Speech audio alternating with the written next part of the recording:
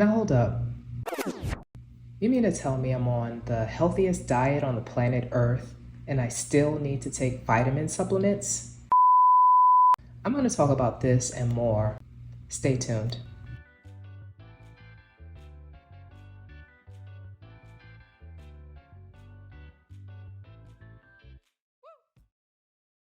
Hi, this is Raw Vegan Food Diet, and thanks for tuning in to another great video. So let's get started. If you're not already subscribed, please hit the subscribe button. Please comment and share this video or share this channel if this is the type of content that you feel is very helpful to others. This is definitely not a video telling people what they should or shouldn't take as far as vitamin supplements. But I think we'll all agree that sometimes each individual needs a little additional or a special type of support on their health journey.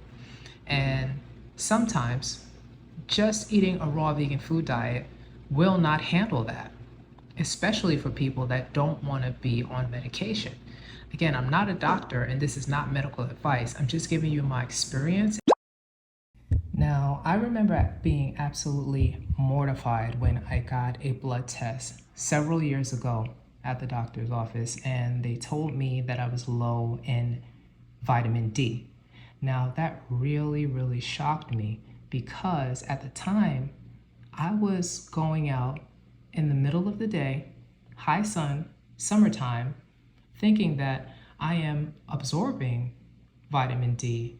I'm thinking that it's being synthesized through my body from the sun, having direct contact with my skin. But I guess at that time, maybe I was fighting an infection or something like that, or maybe my body was fighting off something because I was in the middle of a juice fast, caveat. Have to say that I was in the middle of a juice fast, so that might show that I was deficient in D. But it really changed my mind, and it surprised me because I really didn't think I needed any supplements. And and that kind of gave me pause and question, like, am I really absorbing vitamin D? Now, this is very personal, and I'm not saying this is everyone, but as I did a little bit more research about vitamin D, I learned a few things. Yes, you can absorb, or your body can synthesize vitamin D through sun exposure during certain times of the day, and even depending on where you live, certain times, certain seasons, so different times of the year. But for those people that don't have those ideal situations, they may want to supplement, but not just those people. There are people that if you're fighting an infection of some kind, your D levels can go very low. So it can be an indication of that. It could be that I think you can get them from mushrooms as well, but I think the mushrooms, what I've been told, have to be in the sun absorbing mushrooms, if that makes any sense. I've heard about that you can get vitamin D through that, but I don't really take a chance. I do eat the rainbow and I do drink the rainbow as far as I get all my different colors of fruits and vegetables in my diet, but now I supplement.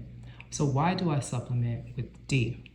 And in particular, I learned D2 is better absorbable with, actually D3 is more absorbable with when taken with K2. So that's a supplement that I also take. Vitamin D is very important, and it's important for my walk, for my purpose, and my journey, for me to be at my optimal health. So I don't play around with vitamin D anymore.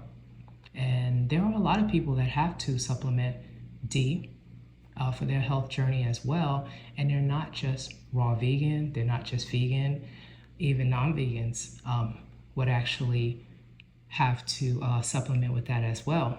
They may not get that in their foods unless it is some type of fortified food, some type of cereal, I think even orange juice. They actually supplement these foods with a synthetic form of vitamin D. So yeah, I just supplement with D for that reason.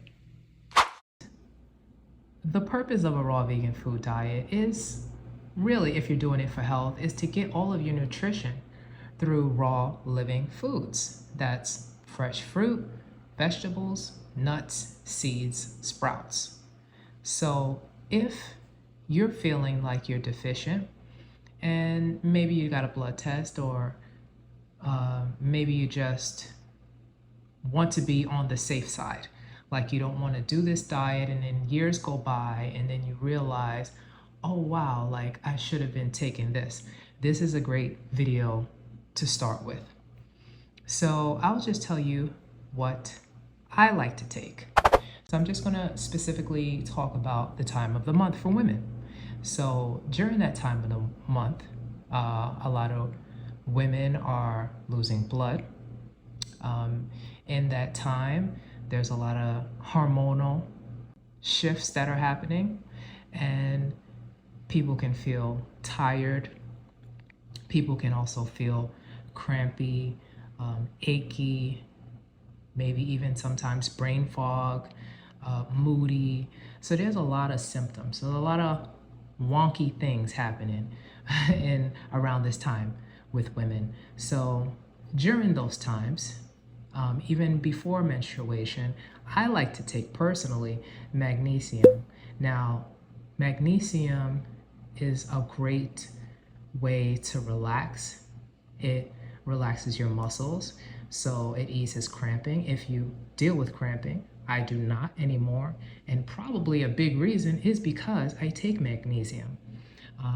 I believe the magnesium I take is about 400 milligrams, and I've been doing that for years. The other thing that I take during menstruation, and this was just for probably the past 4 or 5 months, I've added a supplement called 𝗙𝗥𝗘𝗘. Yes, I just heard about that, and that is for energy. I don't feel like I really need it. Actually, when I started, I did, but the more I have been eating raw, like incorporating more towards like a 95 to 98% raw diet, I have no need for these type of energy boosts. Not any major one, but I still take it. And then the next thing is B12. Now that can actually help with an energy boost if you need that. But I've heard a lot of people are deficient in B12. So it's not just vegans or raw vegans, it's also omnivores, carnivores, any type of diet you can imagine. And I believe it's because of the soil. Like even if you are eating fruits and vegetables, the way the soil is nowadays, you would have gotten it from the soil. If you eat a little bit of dirt, you would get B12, but because the soil has not been treating us well, or we haven't been treating it well, we may not, depending on where we're getting our produce, how we're getting it. If you have your own farm, then you know what's going into it. Not talking to you, but the people that live in the city and they are not really sure how or where their things are being grown, they may want to supplement. And I use sublingual B12. I heard the shot is even better, but I'm not going to the doctor to get a shot. Not right now, and I don't foresee it. So other than a tablet form, I believe that the sublingual liquid form of B12 is the more better option for that. Sometimes I do a little bit of a blend with the B6 or B1 thiamine, but I just kind of keep it to the B12. Also, sometimes I don't even get my B12 through the sublingual.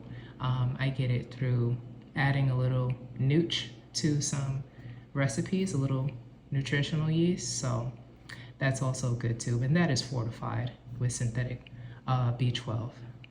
Another thing that I take is omega-3.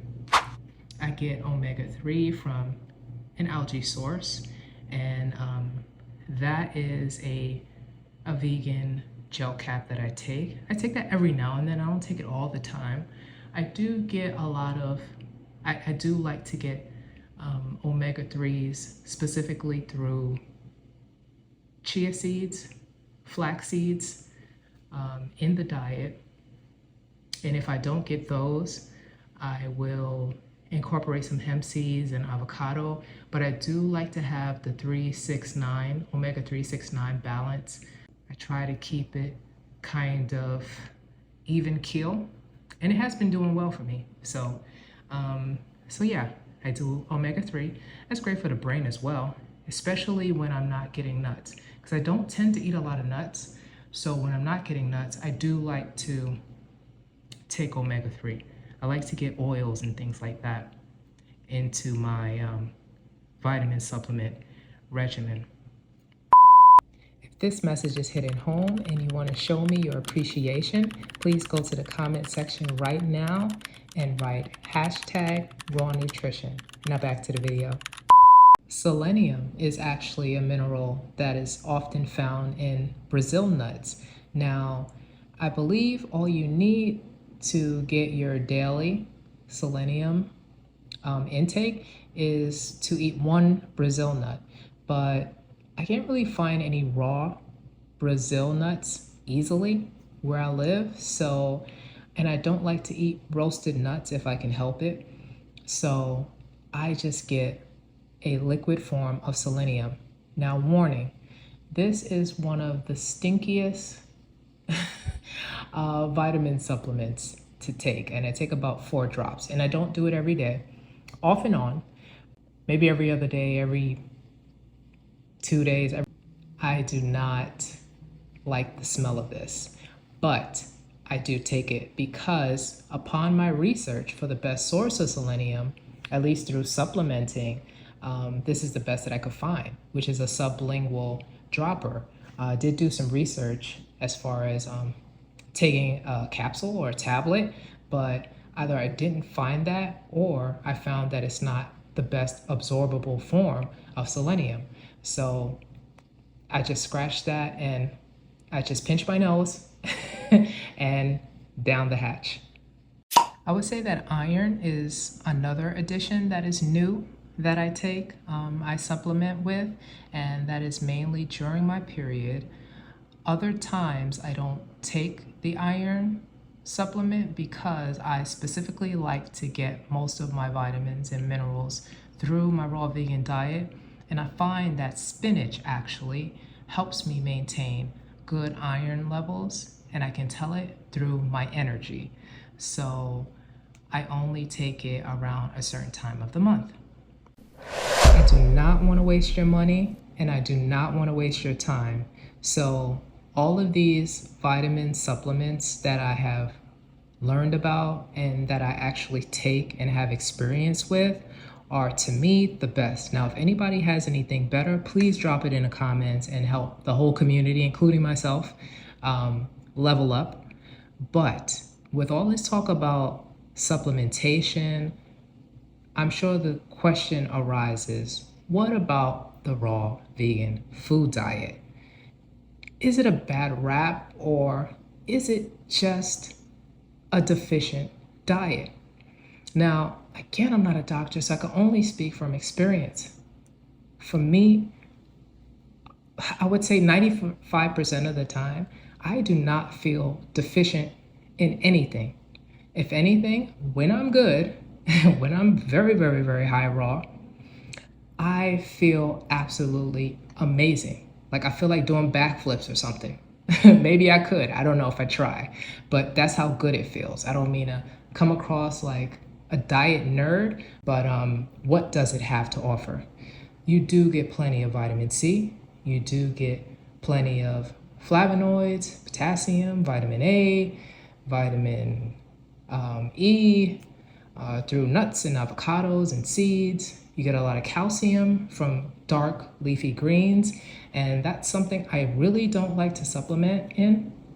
FYI, just to add that, is calcium, because I'm not sure about calcium deposits in the body, and I'm not sure that these more solid forms of calcium can actually assimilate into my body and not become a calcification situation of different parts of the body that I am absolutely not interested in calcifying, leaning not towards supplementing with calcium, so I do not have that on there. I would rather go the dark leafy green route, and I do.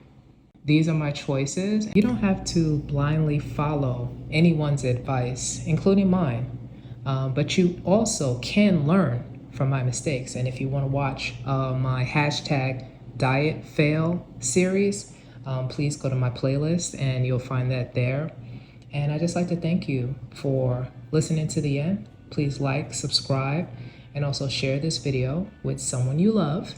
And I hope you found the value in this. I'll see you again.